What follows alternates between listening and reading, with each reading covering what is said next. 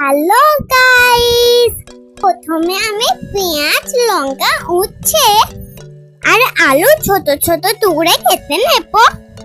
তারপর একটা কড়াই তেল দিয়ে দেব। গরম তেলের মধ্যে পরিমাণ মতো নুন, হলুদ দিয়ে ভালোভাবে মিক্স করে নেব। তারপর কুচিয়ে রাখা উচ্ছে, আলু, পেঁয়াজ, লঙ্কা গুলোকে একই সাথে দিয়ে দেব। তারপর তো ভালোভাবে নাড়াচাড়া করে নেব।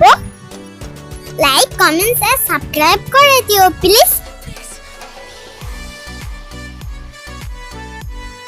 অনেকক্ষণ ধরে নাড়াচাড়া করে নেব। সিদ্ধ করার জন্য ঢাকনা দিয়ে দেব।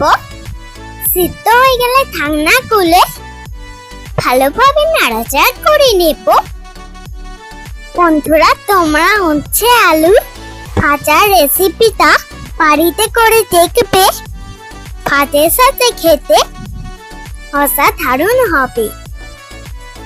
এখানে উচ্ছে আলুর ভাজা হয়ে গেলে একসাথে তুলে নেব।